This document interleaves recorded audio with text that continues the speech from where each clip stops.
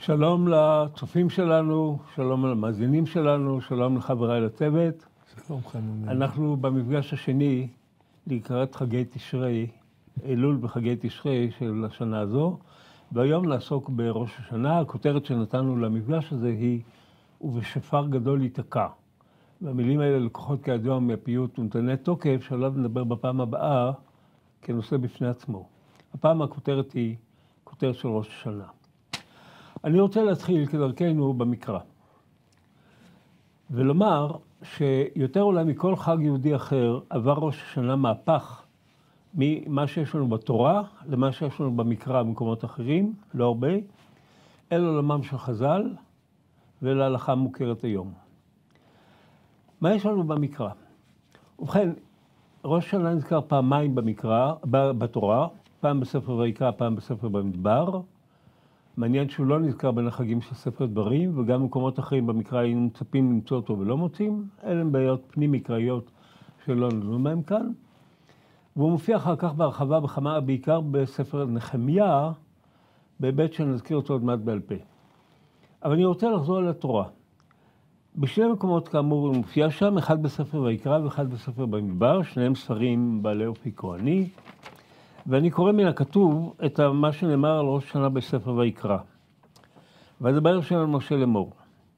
דבר בני ישראל לאמור, בחודש השביעי באחד לחודש יהיה לכם שבתון, זיכרון, תרועה, מקרא, קודש. זה הוא. במקור האחר, במדבר, כמעט אותו דבר, אבל יש שם תוספות גדולות בעניין הקורבנות. ובחודש השביעי באחד לחודש, מקרא הקודש יהיה לכם, כל מלאכת עבודה לא תעשו, יום תרועה יהיה לכם, בהמשך והבאתם עולה, וכאן באים קורבנות. אבל מהותו של היום הזה לא נאמר שום דבר בתורה. מה זה היום הזה? יום תרועה או זיכרון תרועה. כל המרכיבים המוכרים לנו של יום הדין, של מלכויות, זיכרונות, שפרות, כל הדברים האלה לא נמצאים כאן. יום שנברא העולם. יום שני של ראש השנה, ודאי מנדחר שמעין, לא שום סיכוי. לא, אני אומר, יום שנברא העולם גם לא. שום דבר, לא נברא העולם, כל הנושא הזה לא קיים. כל המהות שלו, המוכרת לנו, פשוט לא קיימת.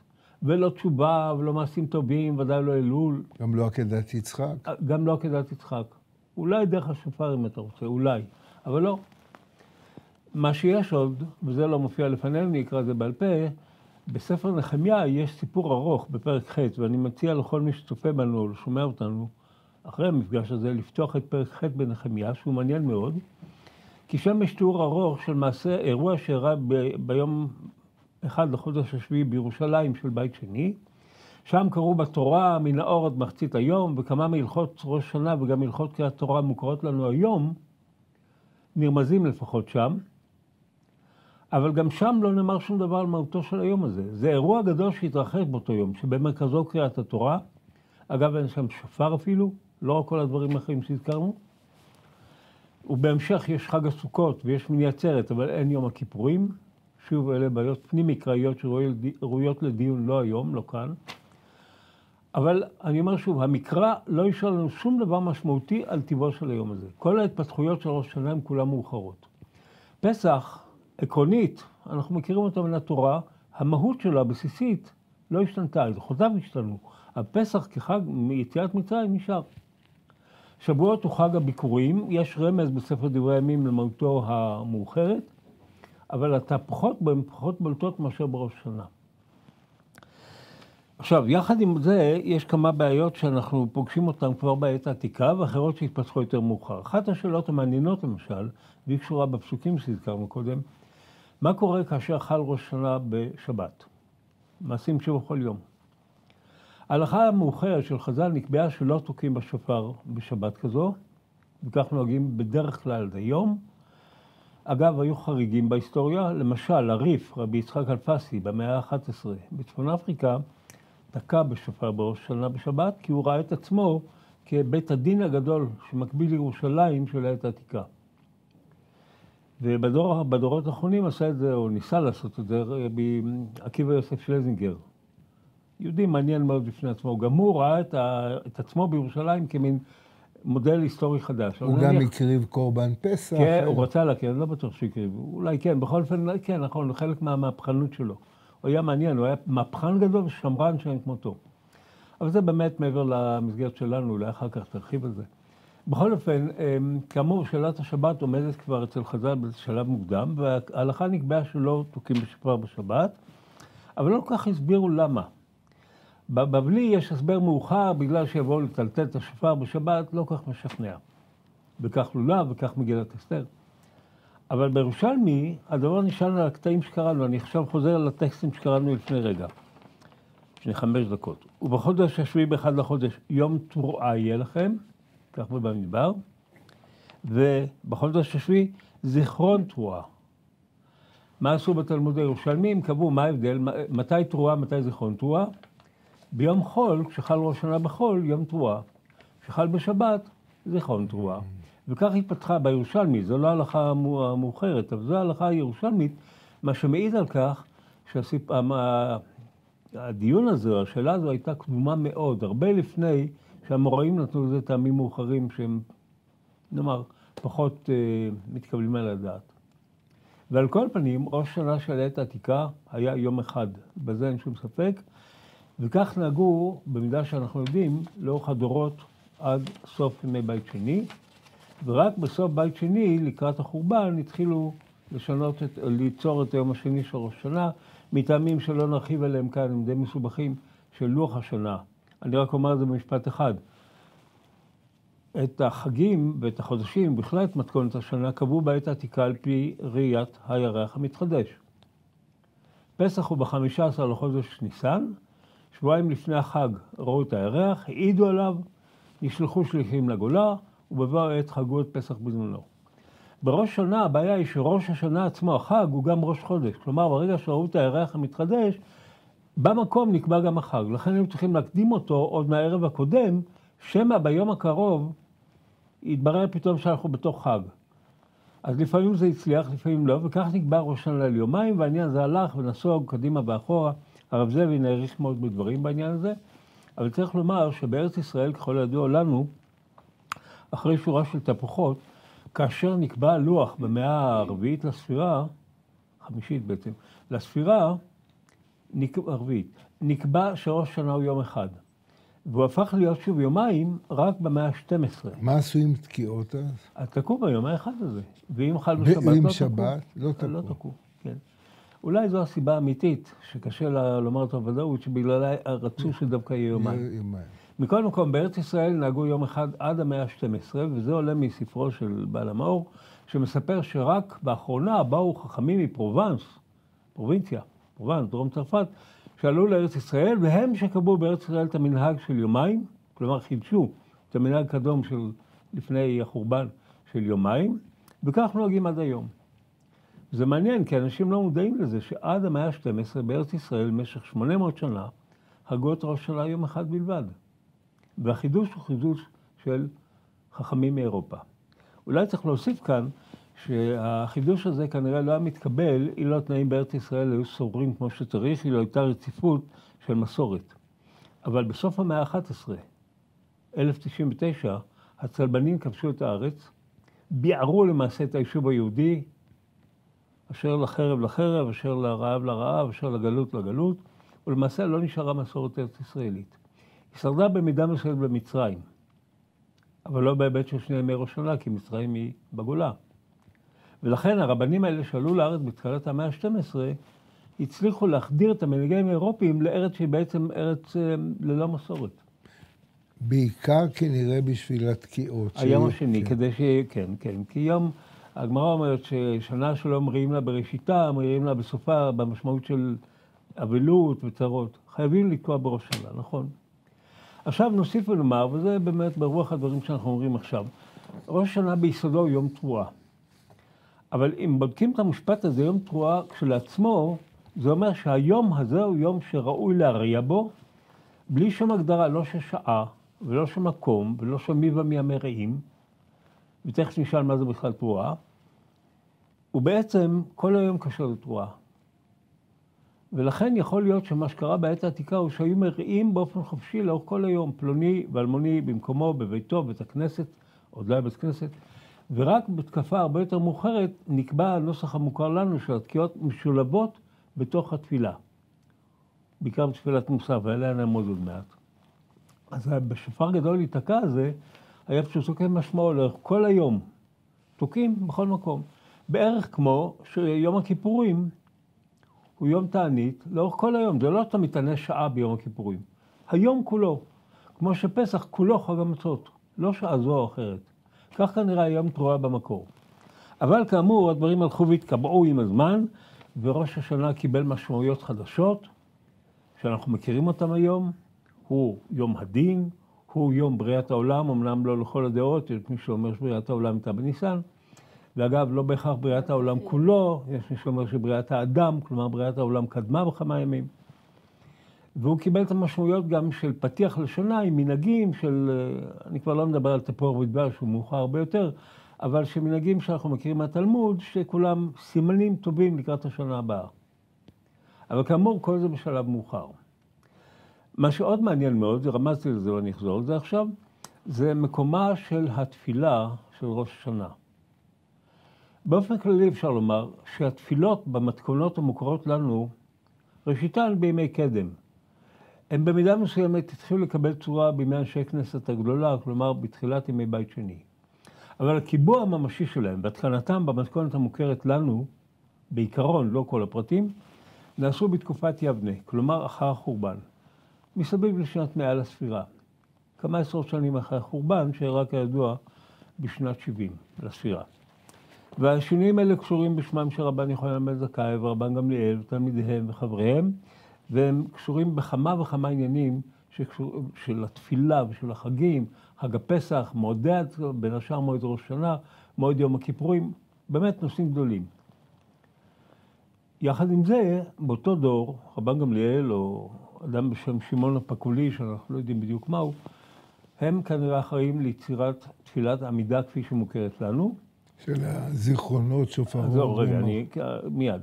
אז עכשיו ככה, בימות החול נקבע כבר בימי התנאים האלה, סביבות שנת 100, שתפילת העמידה הרגילה של יום חול, אגב כל המושג תפילת העמידה לא היה קיים קודם, היא בת 18 לימים 19 ברכות, במקור היותר מוקדם אולי 17, כפי שזה נהוג עד היום הזה. בשבתות ובחגים שבהם לא מבקשים על צרכים כמו בריאות, פרנסה, כלכלה, חקלאות וכן הלאה, רק 7 ברכות, 3 ראשונות ואחרונות, ואחת המרכזית שעניינה קדושת היום, כך בכל החגים, בכל השבתות, כולל יום הכיפורים, כולל רוב תפילות ראש שנה, אבל בתפילת המוסף של ראש שנה, ורק בה, נקבעו 9 ברכות. איך 9? 7 הקבועות ועוד 2. בניתוח מדויק, שלא זה המקום להרחיב עליו, אבל הוא קיים, של ההתפתחות, מתברר ששתי הברכות הנוספות היו זיכרונות ושפרות. ברבות הימים נוספה גם מלכויות, אבל מאחר שנקבעו כבר המתכונות של 9, ולפי בית שמאי, בראש שנה שחל בשבת 10, אי אפשר להמציא עוד ברכה, ולכן מלכויות סופחה לאחת הקיימות, כפי שזה נהוג גם היום. אני לא אערך בדברים, זה מסובך, וצריך בשביל זה לראות את המחזור, או לעיין בו, זה מעבר למסגרת שאנחנו יכולים לעסוק בה כאן. אבל אני רוצה לציין ששלושת הברכות האלה שנוספו לראש שנה, מלכויות, זיכרונות ושפרות, הייתי אומר, הן מסכמות את החג כפי שחז"ל רואים אותו, כפי שגם אנחנו רואים אותו עד היום. מלכויות, במשמעות של מלכות שמיים, חידוש מלכות שמיים, כריתה מחודשת של הברית בין ישראל ובין אלוהיו, או בין העולם ובין אלוהיו. ראש שנה הוא חג גלובלי, לא רק ישראלי. זיכרונות, אתה זוכר מעשה עולם, אנחנו נראה את זה עוד מעט בפנים, זו הברכה שבחרתי להתמקד בה, תכף נגיע אליה. ושפרות, כפי שכבר אמרנו. אלא שבתפילה הרחיבו את השפרות אל מעבר ליום תרועה, והזכירו בה כמה וכמה נושאים, כמו למשל השופר של מעמד הר סיני, או במידה רבה גם השופר של העתיד לבוא, השופר של משיח, של קיבוץ גלויות, של בנייה מחדש, של מות הבית שלישי אולי. וכך גם השופרות הפכו ליותר מאשר תרועת שופר ביום אחד, משהו הרבה יותר גלובלי. המלכויות, הזיכרונות והשופרות הפכו את ראש שנה ליום הגדול, לטעמי, הגדול ביותר בכל הלוח השנה העברי, הרבה יותר מיום הכיפורים שנשאר בסופו של דבר יום כיפורים פנימי ישראלי, וכך הפך ראש שנה באמת לראש השנה של העולם הגדול כולו. אגב, אתה פעם כתבת על הפתיחה של ספר איוב, שבאים כולם לפני האלוהים, המלאכים. כן. הם באים בראש השנה? כן, טוב, זו באמת הערה מעניינת. בספר איוב, פעמיים מסופר על כך שבני האלוהים, הם לא נקראים שם מלאכים, בני האלוהים, נגיד שהם מלאכים, באים להתעצב על השם, ויבוא גם השטן בתוכם, ושם, בשני האירועים האלה, האלוהים מתפאר בפני השטן בגיבורו, באיוב, והשטן אומר, תשמע, זה לא חוכמה, הלא אתה עסקת בדו, מעשה ידיו ברכת, ומקנהו פרץ בארץ, ואולם שלח ידך וגע בכל שלו, אם לא על פניך יברכך. ואז האלוהים נותן לשטן זכות, או פתח נאמר, והוא מכה את איוב, קודם במשפחתו, ברכושו, יותר מאוחר בגופו. כן, סיפור ספר איוב. המעניין אבל בהקשר של ההערה שהערת כאן היא שבשני המקומות המתרגם איוב לארמית, שאנחנו לא יודעים אגב מי הוא, גם לא יודעים מתי בדיוק חי, מהשישית אולי. הוא מתרגם, ויהיה היום, בפעם הראשונה, יום, אם מתרגם זה חזרה לעברית, יום ראש השנה. והשני זה יום הכיפורים. והיום השני, יום צומה רבה, יום הצום הגדול, שהוא יום הכיפורים. כלומר, המלאכים באו להתעצב למשפט, וגם זה התרגום אומר שהם לא סתם באו, הם באו להתעצב למשפט. וזה דבר מעניין מאוד, אני התכוונתי לדון בזה יחד עם נתני תוקף בפעם הבאה, אבל הזכרת, נעשה את זה כבר עכשיו. מתברר שהרעיון שהמלאכים יחפזון ושיר חילוך הרדה יוחזון ויאמרו הנה יום הדין, יש לו עוגן בתרגום איוב, וכנראה לא בשום מקום אחר, לפחות לא שאני מכיר. שהמלאכים באים להתייצב ולהישפט בימי ראש השנה ויום הכיפורים. אבל כאמור, זה נושא בעצם שקשור יותר בנתני תוקף, אז אולי נזכיר אותו פעם הבאה. בכל אופן, כך או אחרת, ראש השנה הפך להיות החג הגלובלי הגדול, ואני רוצה עכשיו להתייחס לתקיעת השופר והתפילה, ולומר שהתנאים שעליהם דיברנו קודם, רבן גמליאל וחבריו, שילבו את התקיעות בתוך התפילה. והמבנה של התפילה עד היום הזה הוא שבתפילת המוסף, ורק בתפילת המוסף, לאחר חתימת ברכת המלכויות, תוקעים סדרת תקיעות אחת, לאחר סדרת הזיכרונות עוד סדרה, לאחר השופרות עוד סדרה. יש נוהגים כך רק בחזרת השץ, זה מנהג אשכנז פחות או יותר. יש נוהגים כך גם בתפילת היחיד וגם בחזרת השץ, זה פחות או יותר מנהג ספרד והחסידים. ואפשר להוסיף לזה עוד כמה סדרות תקיעות שלא נרחיב עליהם כאן. מה שחשוב לענייננו הוא שהם שילבו את שני המרכיבים הראשיים של החג הזה. התפילה עם שלושת הברכות המרכזיות, מלכויות, זיכרונות, שופרות, עם המשמעות הגלובלית של שופרות, עם המצווה העיקרית של היום, וכך הפך יום התרועה מיום שבו תוקעים כל היום, מה שאפשר לעשות אם רוצים, זה מותר מבחינת ההלכה, ליום שבו התקיעות משתלבות במהות של החג. אגב, היום אתה רואה את זה כשיש חולים או אנשים שבביתם, כן. ובא לתוקע, כן, עובר מבית נכון, לבית, ואתה נכון. שומע תקיעות רוב היום. נכון, כן, אז באמת רואים את זה כצורך ממשי, אבל אני מדבר על מצב שבו כנראה האנשים היו תוקעים בשופר ככה, כחלק מהיום. כמו שאתה שומר את השבת, ואתה אוכל סעודה פה וסעודה יותר מאוחר, כמו שאתה כל היום צם, כמו שכל היום אתה אוכל מצה, לא בשעה זו או אחרת, עם התפילה או בלעדיה. זה עניינו של היום. כך כנראה הייתה תרועה בעבר. האמת שזה מעניין, זה מזכיר לי בילדות שלי, כשהיינו חוזרים מבית הכנסת, כל המשפחה, התפללנו רחוק, אז היינו צועדים איזה חצי שעה, ולאורך כל הדרך, כילדים קטנים, אחי הקטן ואני, היינו תוקעים בשופר.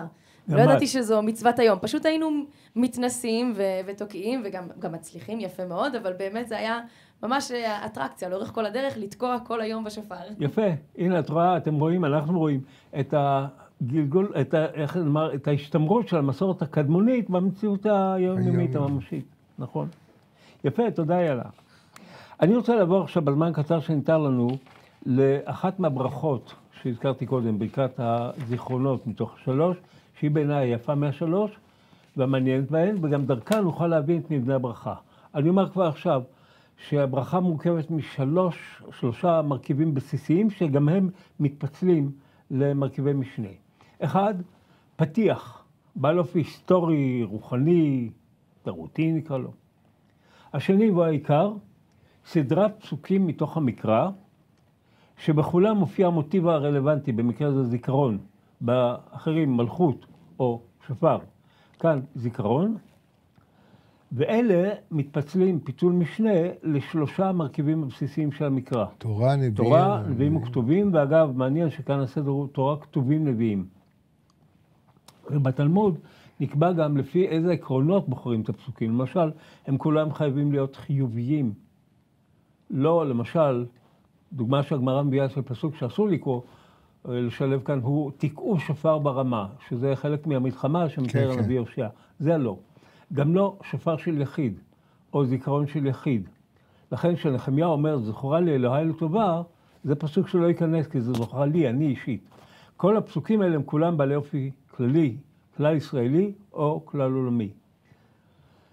אז כאמור, תורה, כתובים, נביאים, במציאות הכתובים הם כולם מתהילים, אבל יש לנו כמה עדויות, בפיוטים בעיקר, שבהם נהגו להשתמש גם בפסוקים, להביא פסוקים ממקומות אחרים בתוך מהלך הכתובים.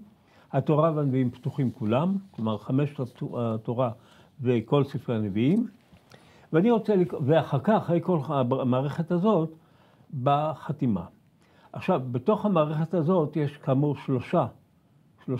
שלושה פסוקים, ועוד אחד אחרון מן התורה. הדבר הזה הוא מעניין גם של עצמו, הם בחרו בעשרה מסיבות שלא נרחיב עליהם עכשיו, אולי כנגד 10 הדיברות. בכל אופן, הדבר מעניין, אחד הדברים מעניינים כאן הוא שזיכרון ושופר יהיו פסוקים מספיק כדי להביא מה שרוצים. מלכויות, אנחנו לא עוסקים בזה כאן, אבל נציין את זה, אין 3 פסוקי מלכות שמיים בתורה. הרי זה לא חמא להגיד פרעה מלך מצרים ומלך פלישתים, הם לא מעניינים. מלכות שמיים נזכרת בתורה פעם אחת בלבד, בפסוק שבסוף שירת הים, אדוני ימלוך לעולם ועד. אבל כדי להגיע ל3, היו צריכים לגייס עוד 2 פסוקי מלכות, גייסו 2 פסוקים שהם או כן עוסקים מלכות שמיים או לא, אבל נגיד שכן. אחד מהם הפסוק של בלעם. בלעם מדבר על מלכות, אבל לא ברור בדיוק הוא מתכוון למלכות שמיים, נניח שכן. הפסוק האחר מדברי משה, אני מקצר פשוט להגיע לעניין, לעיקר.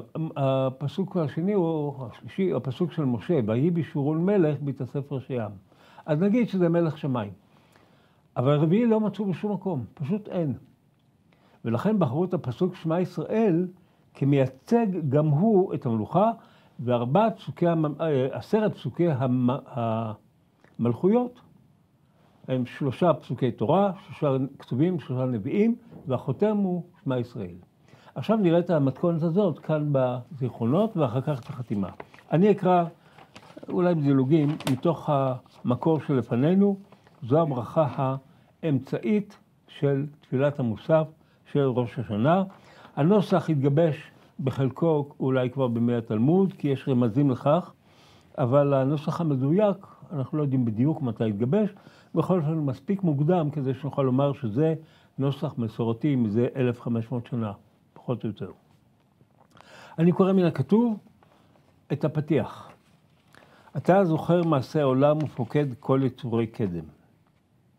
לפניך נגלו כל תעלומות והמון נסתרות שמבראשית. אגב, בטקסט אתם רואים שהמילה זוכר והגלגולים שלה צבועים אדום, כדי להדגיש את הריבוי של הפועל הזה כאן. אין שכחה לפני חסך כבודיך ואין נסתר מנגד עיניך. אתה זוכר את כל המפעל, וגם כל היצור לא נכחד ממך. הכל גלוי וידוע לפניך, אדוני אלוהינו, צופה ומביט עד סוף כל הדורות. כי תביא חוק זיכרון להיפקד כל רוח ונפש, להיזכר מעשים רבים והמון בריאות להן תכלית. מראשית כזאת הודעת, ומלפנים אותה גילית. זה היום תחילת מעשיך זיכרון ליום ראשון, כחוק לישראל הוא משפט לאלוהי יעקב. שימו לב לגלובליות של הפסוקים האלה. זה לא עניין ישראלי, זה לא עניינו של פלוני או אלמוני, לא בית המקדש, לא ירושלים, לא ארץ ישראל. העולם. אתה זוכר מעשה עולם. אגב, שים לב שהזיכרון כן. הוא הידיעה. זה לא רק שאתה זוכר כזיכרון פסיבי, אלא אתה יודע במובן הזה שזה לא על מה שהיה, אלא מה כאילו... כן, יש כאן שילוב של עבר ועתיד, נאמר את זה כך. יש זיכרון של העבר וגם ידיעת העתיד. כן. כן. אבל עכשיו יש לנו כאן קטע שאותו נקרא מהר, מפני שהזמן הולך ומתקצר, על המדינות כבר יאמר. איזו לחרב, ואיזו לשלום, ואיזו לרעב, ואיזו לשובע. ומי שמתפלל, ככה, שם לב למה שהוא אומר, מדגיש, ככה אני נוהג לפחות, תמיד את המבט החיובי, איזו לחרב, ואיזו לשלום, איזו לרעב, ואיזו לשובע. מה שאנחנו מצפים שיהיה. ובריות ויפקדו להזכירן מהחיים ולמוות. מי לא נזכר כיום הזה? כי זכר כל היצור פניך בא וכן הלאה וכן הלאה. אני מדלג עכשיו, הוא מגיע לפתיחה הפנימית לפסוקים. כי זכר כל המעשים פניך בא ואתה דורש מעשי כולם, וגם את נוח באהבה זכרת. מה נוח? הרי האלוהים זכר הרבה לפניו ואחריו. אבל כאן מופיע המילה הפועל זכור בהקשר של נוח לראשונה. אז בואו נראה את זה כאן. וגם את נוח באהבה זכרת ותפקדהו בהביאך את מהמבול, אני ממשיך, ועל כן זיכרונו בא לפניך, שימו לב, ככתוב בתורתך. הנה הגענו לפסוק הראשון מתוך השלושה של פסוקי התורה. צבעתי אותם בירוק. ככתוב בתורתך, ואזכור עליהם את נוח ואת כל החיה ואת כל הבהמה אשר איתו בתיבה, ויעבר אלוהים רוח על המים, על הארץ וישוק כבר מים. נשים לב, נוח כמייצג את האנושות. זה לא אברהם, יצחק ויעקב שתכף נגיע אליהם. עדיין חלק מהתפיסה הגלובלית הזו. הפסוק הבא, ונאמר, כלומר, ועוד פסוק באותה רוח, שגם בו זיכרון, וישמע אלוהים את נאקתם, זה נאמר על בני ישראל במצרים. ויזכור אלוהים את בריתו, את אברהם, את יצחק ואת יעקב, והשלישי, ונאמר, וזכרתי את בריתי יעקב, ואף את בריתי יצחק, ואף את בריתי אברהם אזכור. והארץ אזכור, פה אנחנו שוב במשמעות הפנים ישראלית, ואגב, מעניין שהפסוק הזה בויקרא הופך את סדר האבות. יעקב, יצחק, אברהם. והגמרא מנצלת את זה כדי לומר שכל האבות שווים. פעם אברהם, יצחק, יעקב, פעם יעקב, יצחק, אברהם, כולם שווים. יש גם דעות אחרות. עד כאן תורה. עכשיו באים פסוקי הכתובים. ודברי קודשך כתבו לאמור, וכאמור, כתובים, אבל עקרונית כתובים, אבל למעשה כולם מתהילים. הראשון, זכר עשה נפלאותיו, חנון ורחום אדוני. השני, טרף נתן ליראה ויזכור לעולם בריתו. בתהילים יש המשך, זה לפסוקים רצופים. שימו לב שיש כאן סדר אלפביתי, אבל זה עניין של תהילים. זכר, חנון, זין חית, טרף, יזכור. אלה פסוקים בתוך תהילים. ונאמר כפסוק שלישי, ויזכור להם בריתו וינחם כרוב חסדיו. זה שוב נוגע לעם ישראל בתוך התהילים. עד כאן כתובים. ואז עוברים לנביאים. עכשיו עוברים לנביאים. השאלה למה הנביאים פה באים אחרי הכתובים, העסיקה כמה חכמים לאורך הדורות. יש טוענים, אני לא בטוח שזה נכון, אבל זו טענה קיימת, שפסוקי הנביאים כולם מתייחסים לעתיד הרחוק, לא לעבר ולא להווה, אלא כולם לעתיד. אולי. ועל ידי עבדיך הנביאים כתוב לאמור. הלוך וקראת באוזני ירושלים לאמור. שוב חיובי. די, חיובי, חיובי. כה אמר אדוני, זכרתי לך חסד נעורייך, אהבת כלולותייך, לכתך אחרי במדבר. לכתך אחרי במדבר, בארץ לא זרועה, זה פסוק של ירמיהו, שהוא פותח את פרק ב' בירמיהו, ומבחינת מקומו הוא חותם את פרק א', זה הפרק של מקל שקד אני רואה, סיר נפוח אני רואה, מצפון תיפתח הרעה.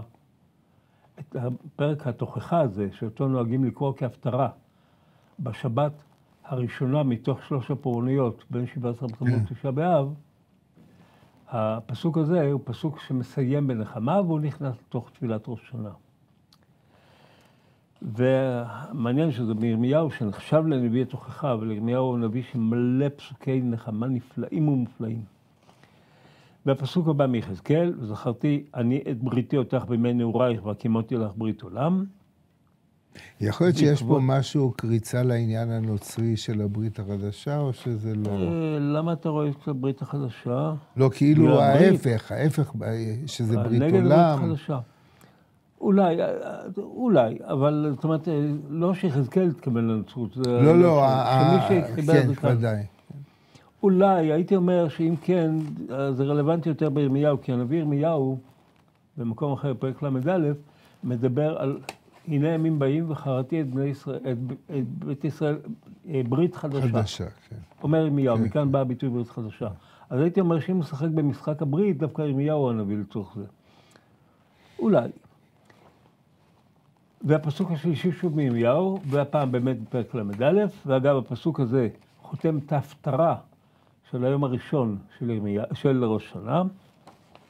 טוב, כולם מכירים את הפסוק הזה. נאמר, הבן יכיר לאפרים עם ילד שעשועים, כי מזה דברי בו, זכור, כי מזה דברי בו זכור, הזכרנו עוד, על כן המו מאילו, רחם הרחמנו נאום אדוני. עד כאן 9 הפסוקים. ואז הסיכום. ועכשיו החתימה, שלתוכם משולב הפסוק העשירי. אלינו ולא אבותינו. וכאן בקשה, זה הופך להיות תפילה. ועל העתיד, לא אתה זוכר מעשה עולם, אלא זוכרנו.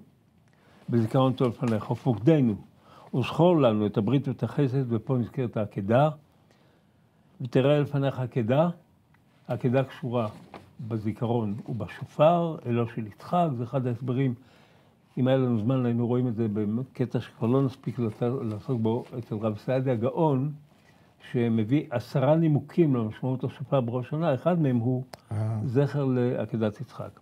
אבל כבר לא נספיק לעשות את זה. אז אם כן, הנה אנחנו קוראים את הקטעים, ואני מדלג עכשיו, וקיים לנו את הדבר שהבטחתנו על ידי משה עבדך מפי כבודך כאמור, והנה הפסוק העשירי מתוך התורה. וזכרתי להם ברית ראשונים אשר הוצאתי אותם מארץ מצרים לעיני הגויים להיות להם אלוהים אני אדוני. והחתימה, ממש חתימה, כי זוכר כל הנשכחות אתה ומעולם, ואין שכחה לפני כיסא כבודך. הנה, ושוב חוזרת העקדה. כן, פה חוזרים עכשיו להתחלה, אין שכחה זוכר ואין שכחה להיבט הגלובלי. ועקדת יצחק זרעו היום ברחמים תזכור. היום. השילוב, העולם ויצחק וזרעו. ונזכור את זה היום. כן, אבל היום תזכור, כן, אבל זה מעניין שבמשפט הזה, כי זוכר כל הנשכחות, חזרנו להיבט הגלובלי של התחלה ולהיבט הפנים ישראלי של עקדת יצחק. והחתימה, ברוך אתה וזוכר הברית. עד כאן בענייני תפילת ראש השנה, יכולנו להאריך ולהוסיף הרבה, אבל אנחנו עוברים לפסקה הבאה של האירוע שלנו כאן. יעלה, תכבד אותנו עכשיו בקטע שהכינה לקראת המפגש הזה, יותר מאוחר חיים. בבקשה, יעלה. תודה רבה. אז רציתי לפתוח עם הפיוט שפותח את ראש השנה, שממש מכניס אותנו אל עבר השנה החדשה, והוא אפילו נותן לנו איזה מין הזדמנות ממש להרגיש את הרגע של המעבר. הרי נורא קשה לשים את האצבע, בין אם זה על המולד ולדעת מתי בדיוק להודיע לכולם ולהגיד הנה עכשיו התחיל חודש, עכשיו התחיל השנה, ובין אם זה באמת התפר, ממתי שהתחילה לשקוע השמש ועד שאנחנו באמת מרגישים שעכשיו התחילה, כמו שאומרים היום, השטג התחלנו, עכשיו אנחנו באמת בשנה חדשה. והפיוט אחות קטנה שחיבר רבי אברהם חזן גירונדי, הוא בעצם ממש מדבר על הרגע הזה של המעבר. הוא מדבר כל הזמן על השנה שתגיע, הוא מברך אותה, אבל הפזמון הסוגר, פזמון שחוזר וכל הקהל מצטרף אליו, הוא תכלה שנה וקללותיה. כאילו אנחנו עומדים על סף הדלת, עוד לא חצינו את הגבול, ואנחנו מסתכלים, מעיפים מבט אל עבר השנה שחלפה, ורוצים להיפרד ממה שאנחנו לא רוצים שימשיך איתנו. והבית האחרון מביא אותנו ממש לפסוע אל עבר השנה החדשה, ולחתום תחל שנה וברכותיה. אחות קטנה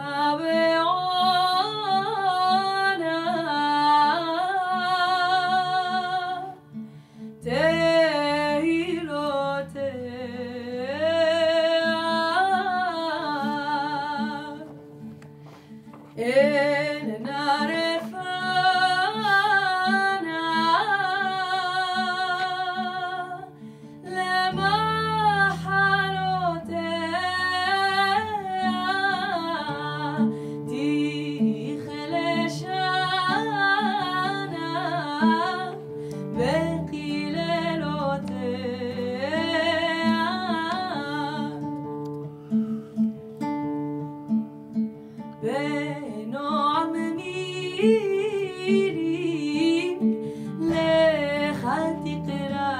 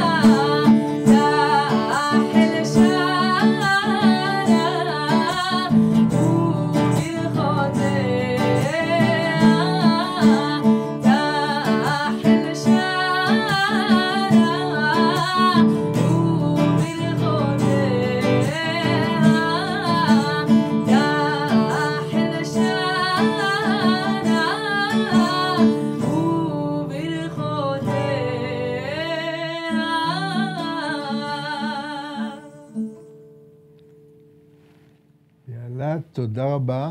את הכנסת אותנו ממש אל ליבה של החוויה של ראש השנה, של ערב ראשון של ראש השנה, ואני נאחז בשולי השיר שלך, לומר שהמשורר אבא קובנר לקח את הצירוף אחות קטנה, שזה כמובן משיר השירים, אבל יחד עם האווירה של ראש שנה והפואמה המופלאה שלו, שעליה הוא גם קיבל את פרס ישראל, על אחותו שנהרגה בשואה, ועל חייו שהיו בתקופה מסוימת במנזר של אחיות נוצריות. יש לו פואמה אחותי קטנה, וזה כבר מכניס אותנו. אבל מה שאני רציתי לעסוק זה בשלושה שירים שעוסקים בשופר. השירה העברית מתמודדת עם החוויה, באמת זאת חוויה אדירה, לעמוד בבית הכנסת, ואתה לא יודע אם התקיעות יצליחו או לא.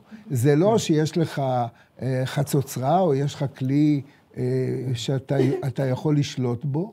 השופר זה משהו כאילו ניסי, ויש, אני חושב שאפילו כילד, אני חשתי את החרדה הזאת, כשעמדתי בבית הכנסת, יצליחו התקיעות, לא יצליחו התקיעות, בעל התוקע וההתרגשות הגדולה, ההכנה של עוד שופר, אם זה לא ילך, הניסיון שלו לנקות. החוויה הזאת של בית הכנסת, ושהמון ילדים רצים ונכנסים פנימה, חלקם בחוץ משחקים, החוויה הזאת מתוארת בשיר יפה של אסתר אטינגר, שנקרא השופר, באופן פשוט לגמרי.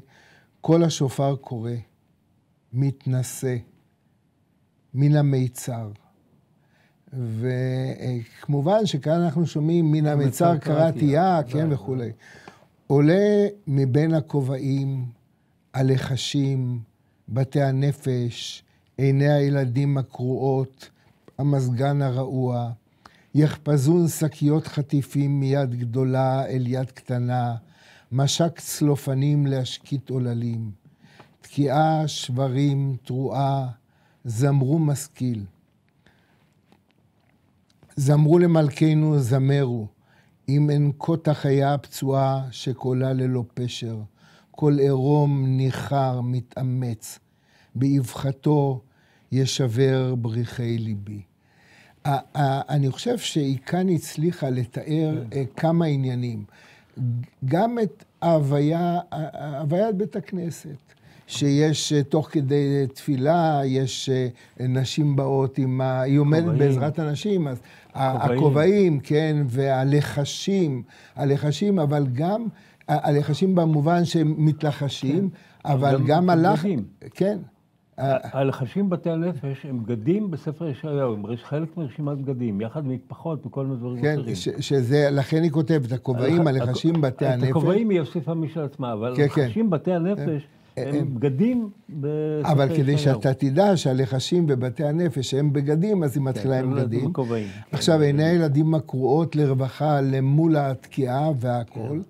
המזגן הרעוע, שהוא גם מרעיש, יחפזון, כן, המלאכים יחפזון בחילו ורדה, כן, יחפזון שקיות חטיפים מיד גדולה אל יד קטנה, אם תרצה אלוהים שנותן לנו מידו הגדולה והפתוחה והרחבה ליד הקטנה של הילד, משק צלופנים, הצלופן שפותחים את הסוכריות, להשקיט עוללים, תקיעה, שברים, תרועה, זמרו למשכיל, הרי זה כן זמרו מזמור שאומרים לפני התקיעות. כן.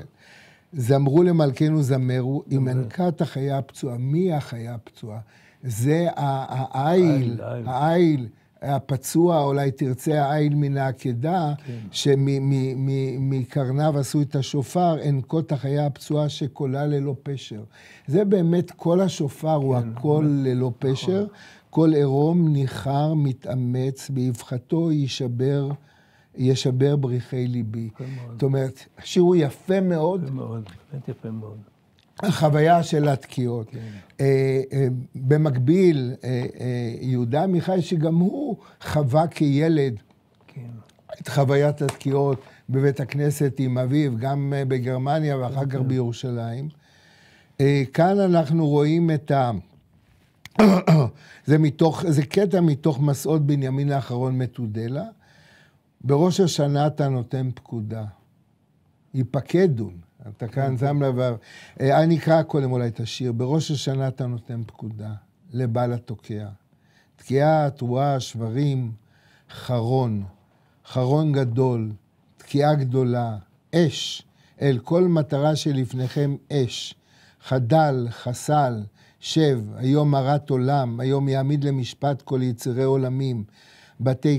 בתי כנסת כמוצבים מכוונים לירושלים, אשנבי הירי של חלונותיהם למזרח הקדוש. כאן אתה רואה את החוויה של עמיחי, מלחמת השחרור שעיצבה אותו כחייל, והאחרון והאש והדימויים. אני חושב שרק מי שגדל, ועל זה עמיחי אמר לא פעם, שרק מי שגדל בחברה מסורתית, יהודית, פתאום השיר מקבל, יש לו עולם אדיר של דימויים. אני אבל תוהה, אתה יודע, הרי הוא אחד המשוררים הכי מתורגמים שלנו. איך שיר כזה עובר בעולם? בעולם אתה מתכוון בשפות זרות? בשפות זרות, כן. זו שאלה גדולה על תרגומים בכלל. איך עגנון עובר בעולם? לא עובר. לא עובר, בכל זאת זה עובר, הוא קיבל פרס נובל. אבל כן, זו שאלה גדולה, אבל זה גם נכון בכיוונים אחרים. כמה ישראלים מבינים את שייקספיר לעומקו? שייקספיר של המאה ה-17, 16, 17 באנגליה, בלשון המקורית שלו, עם האסוסייציות שלו. לא מבינים, כמו שאנחנו... לא מבינים, אז אנחנו יודעים להגיד כולנו to be or not to be, that's a question, אבל יש שם דברים הרבה יותר... תראה, כשאני ישבתי יום אחד עם נילי מירסקי, והיא דיברה איתי על דוסטויבסקי, על העומק, אני פתאום, על הנצרות שבו, שאני בכלל לא הייתי מודע. השיר האחרון... אולי רק אני אוסיף פה בעניין השיר הזה של עמיחי, שהמונח תרועה במקרא, לא דיברתי על זה קודם כי פשוט לא הספקתי. במקור הוא מבטא לעתים או חגיגה או מלחמה גדולה. זה לא המצאה של עמיחי. ירע, תרועה מייצגת מלחמה. הריעו להפוך את חומות יריחו, כל מיני דברים אחרים. אז הוא גייס את התרועה של ראש שנה לצורך המלחמה שהוא מדבר עליה. זה יפה מאוד. מלחמת העצמאות כנראה. והשיר האחרון הוא של בקול סרלואי, אני מקווה שאני מבטא את שמה נכון, תשרי התשס"ה, קולי שמעת אל תעלם אוזנך לרווחתי לשבתי, זה הקדמה לתקיעות, אל תעלם אוזנך, אל יעלמו ימי, אדם יסודו מעפר, וסופו לעפר, את נפשו יביא. והעין, מה שכיסתה הרוח, לילה חושך עולם, אוצר חיים, ומי ברוח. ובוקר, ילדות קטנות עפות כציפורים, ושברים, שברים, שברים. זהו. אז שם לב שהמילה, הפתיח לשיר שלה הוא אל תעלם באלף ואל יעלמו ימי. ימי, כן. הפסוק הוא אל תעלם. אז היא, אתה רואה מה עשתה עם התעלם הזה? תעלם אוזנך, כן. יעלמו ימי. וכמובן, עפות כציפורים, יש הרי כן, זה... כציפורים עפות, כן, כן, כן. אז כאן תראה, מה שהדבר המרתק ביותר בכל שלושת השירים הללו, זה שאתה רואה את כובד או את הנוכחות האדירה של התפילה. התפילה היא המנוע המרכזי של היצירות הללו. ואדם שלא חווה את התפילה, שלא מכיר אותה. וכאן אני חייב לספר משהו שאולי קשור. אולי רגע, לפני משפט אחד, אני פשוט מזכיר מה שאני אמרתי קודם. חכמים בתבונתם ובהבנתם העמוקה שילבו את מצוות היום, את התקיעות לתוך התפילה, ויצרו את הסינתזה האדירה הזאת שהיא מהותו של החג הזה. ולא שהתפילות מפוזרות כל היום ברחובות. השילוב של השופר בתפילות. אני חושב שכאן אנחנו רואים אותה, איך שהשופר משתלב, והתפילות משתלבות בתוך השיר המודרני. כן. בזמן שנותר לי, אני חושב שאולי אחת החוויות המרכזיות של השירה העברית, שהיא עוסקת בה בלי הפסקה, זה חוויית העקדה או ההתמודדות עם הסיפור, אני כמעט הייתי אומר, האניגמטי, סיפור העקדה, שאנחנו קוראים אותו ביום השני של ראש השנה, שהוא עומד ככל הנראה, כמו שאתה אמרת, ברקע לשופרו של העיל, והספרות העברית עומדת מול החידה שנקראת העקדה. מה היה בדיוק שם? ואולי זה יופיו וגדולתו של הסיפור, אבל אני רוצה לקרוא מהשירים את שירו של ט' כרמי, מעשה אבות. הוא לא עוסק בעקדה. מה שמרתק אותו זה בעמוד השני שלך. מה שמרתק אותו זה מה היה אחרי העקדה. ובשיר שקיבל את הכותרת רבת המשמעות מעשה אבות, כשאתה בעצם משלים מעשה אבות סימן לבנים, הוא שואל את השאלה, הוא מתחיל כך, ואחרי העקדה. אז התחיל הניסיון הקשה מכולם. אברהם לקח את בנו למרוצי גמלים. טייל איתו מנהר פרת עד נהר מצרים. שחה לצידו. משגיח בשבע עיניים, במימי אילת, ובשובם הביתה שוחט צאן ובקר לרוב, הכל רך וטוב. הרך וטוב הזה זה אסוציאציה סיפור המלאכים. ברור, כן. לקח בן בקר רך וטוב. רך וטוב, כן, כן. לא, כרמי מכיר היטב מן הבית, כן? את המקורות. ניחוח שירים ובשרים ושררים וקרואים טובי עין ממרחק. יצחק אכל ואכל, אכל ושתק. אברהם קנה לאשתו מעיל פרווה, עדיים מזהב פרוויים, התקין לה תאורת חירום באוהל. הביא לה מגפיים מארם נהריים, חשיש מתרשיש, קינמון מלבנון.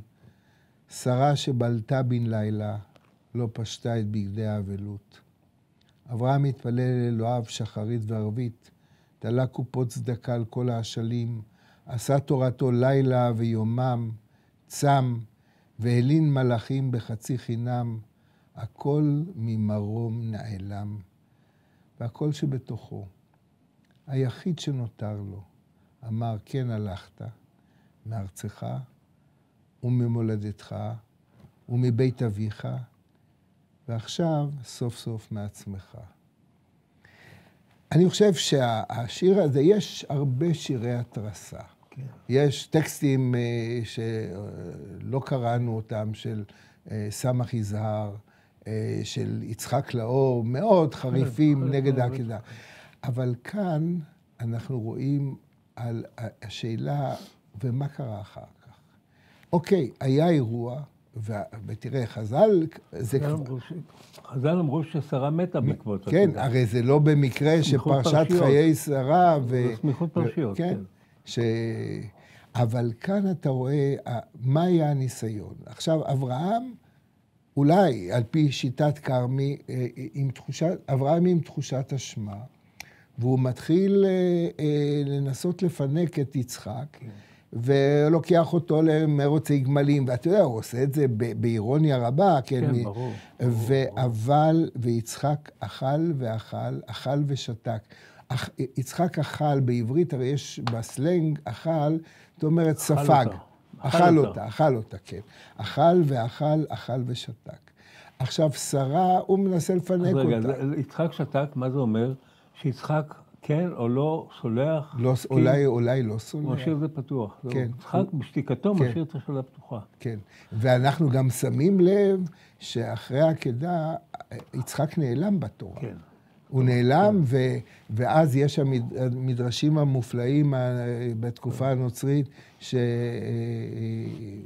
שיצחק מת, ולקחו אותו להחלמה. זה גם אצל חז"ל נמצא. כן, בגן עדן, כן.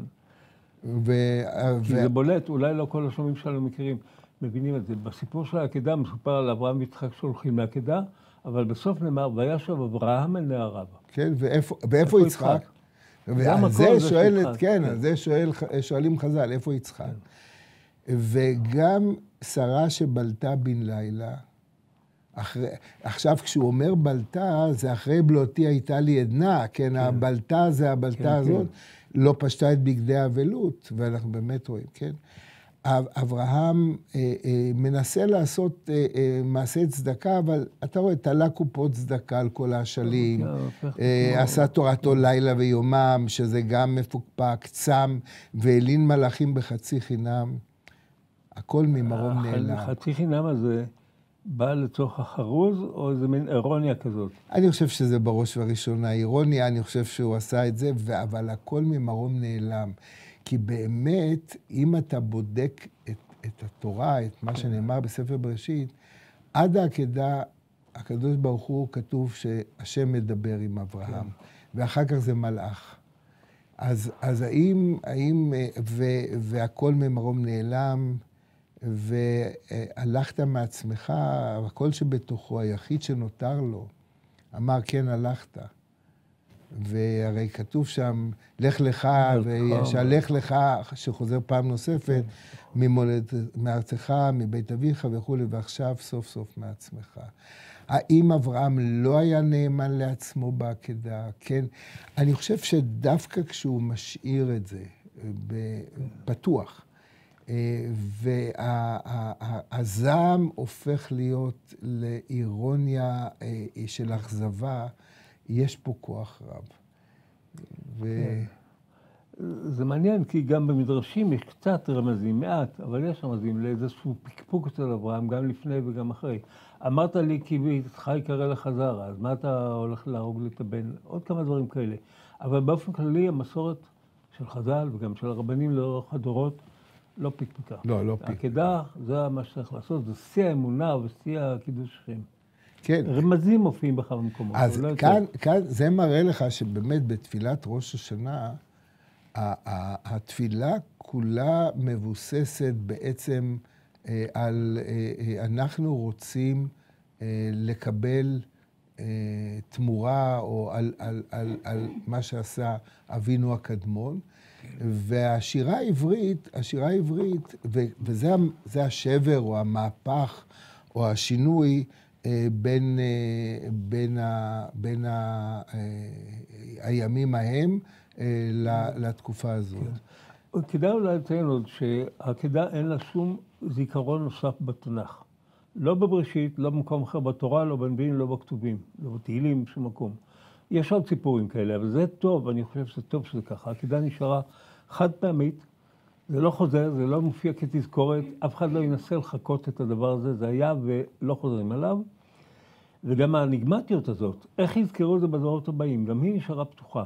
בדרך כלל הסיפור מקראי שחוזר פעם שנייה או שלישית, גם פותר את הדרך שלה הזו, איך היה צריך לזכור אותו. יש כאן כלל פרט או עבר ועתיד, פה אין. אולי, אם תודה קרן זקוביץ', אולי בת תפתח, או הסיפור על מלך מואב שמקריב לבנו על החומה, אולי להדים לעקדה. וירמיהו הנביא אומר על המולך, עבודת המולך, אשר לא ציוויתי ולא עלתה ליבי. זאת אומרת, זה לא מתאים לי, כן. אין עקדה בהמשך. זה סיפור שהיה ולא חוזרים עליו, וזהו. חז"ל חידשו את זה כאיזה ממודל, ובימי הביניים, דיברנו על זה קודם במפגש לפני ההקלטה, בימי הביניים, האנשים שבאשכנז, בפרעות מעשי הצלב, הקריבו את עצמם ואת בני משפחותיהם, ראו את עצמם חוזרים על העקדה. טוב שהתנ"ך לא עשה את זה. כן, אני חושב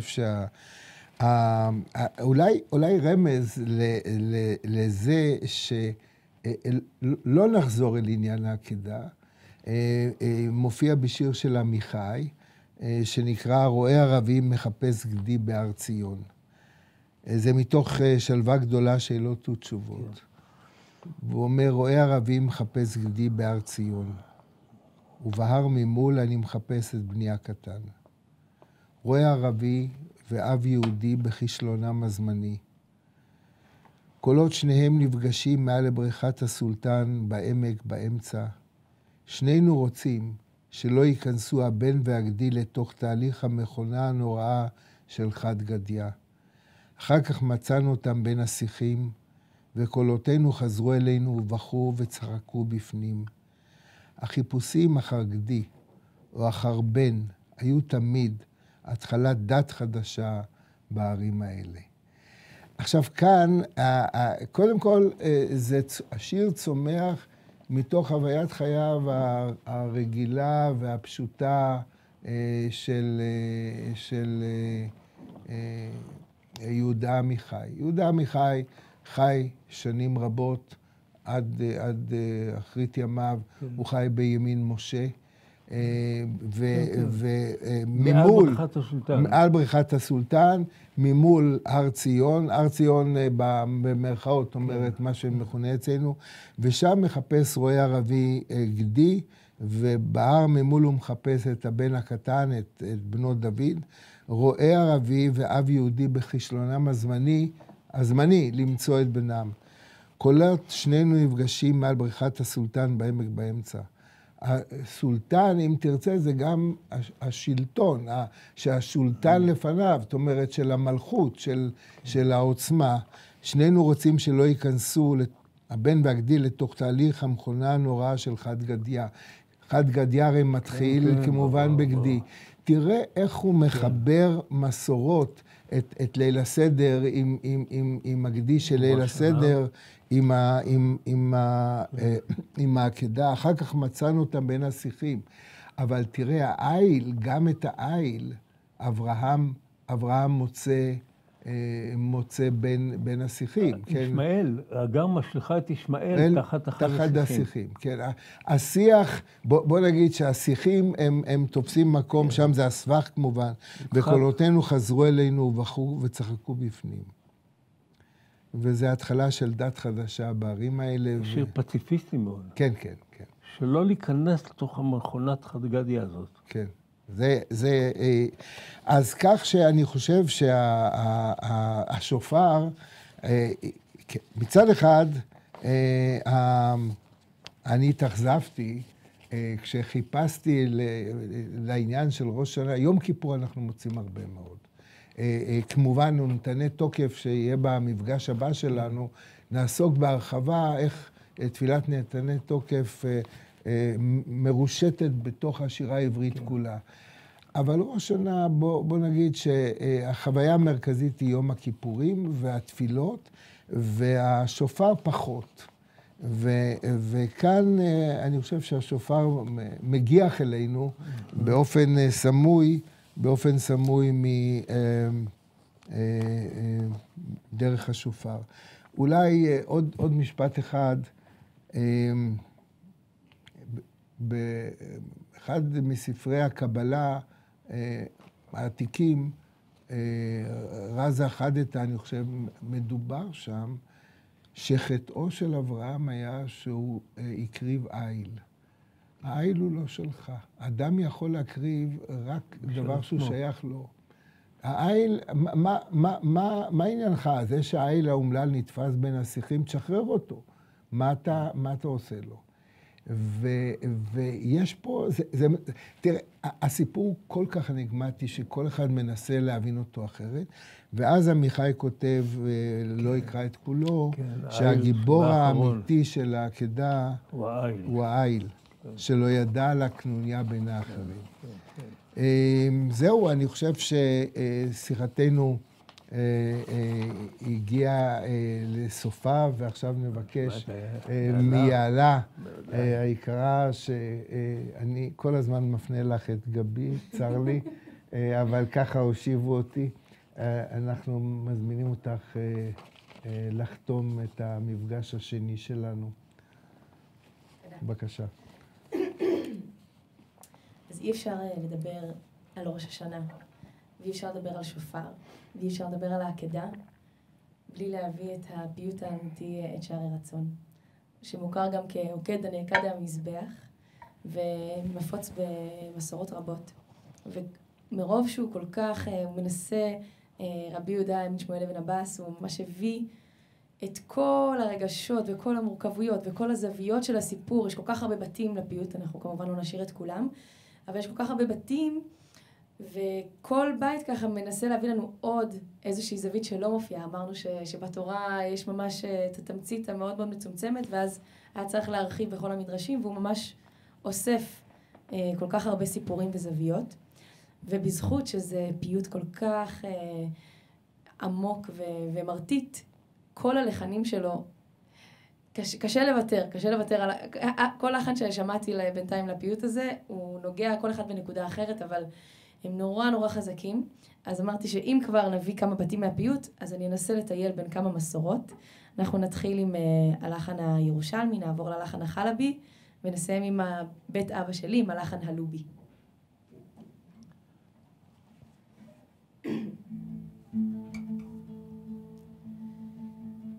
את שערי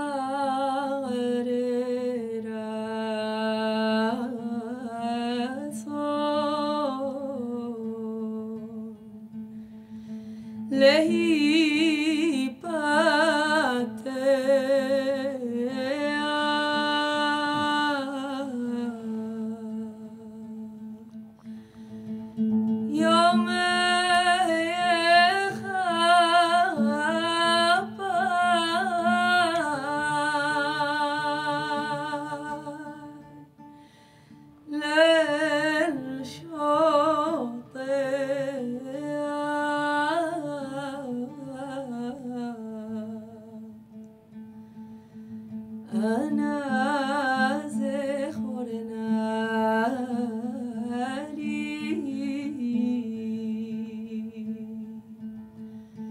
ביום הוכח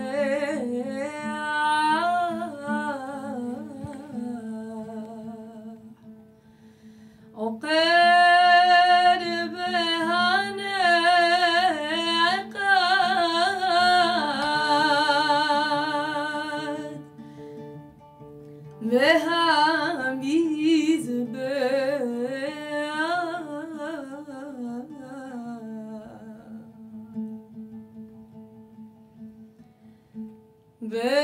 באחרית נוסה בסוף העשרה הבן אשר נולד לך משרה אם נפשך בועד מאוד נקשרה קום העלהו לי לעולם ורע על ההר של כבוד לך זורח עוקד והנעקד והמזבח אמר לשרה כי חמודך יצחק גדל בנו למד עבודת שחק אלך ואורהו אשר לא אלחק אמרה לך אדון אבל אל תרחק ענה יהי ליבך ברבותך עוקד והנעקד והמזבח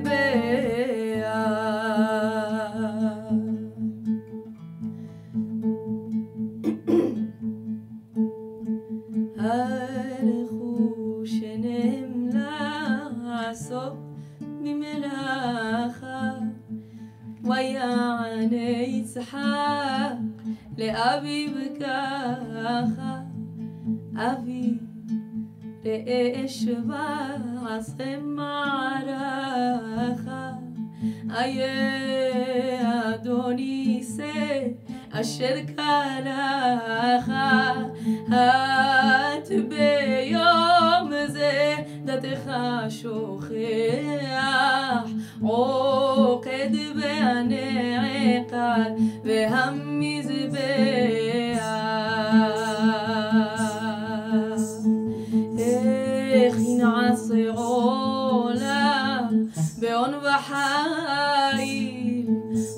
יעקוד יצחק תעוקדו עיל ויהי מאור יומם ועינם ליל והמון דמעה בנוזלים בחיל עין במרבוחה בלב שמח עוקד והנעקד והמזבח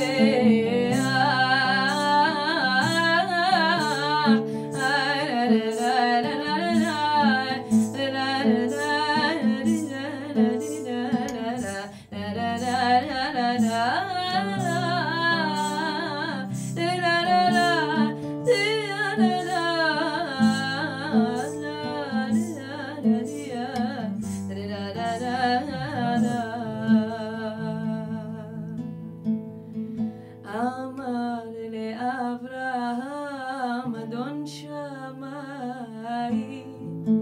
אל תשלחה יד אל של אישורי שובו לשלום מלאכי מחנאי יום זה זכות לבני ירושלים בו שערי רחמים אני פותח עוקד והנעקד והמזבח בו שערי רחמים אני פותח עוקד והנעקד והמזבח.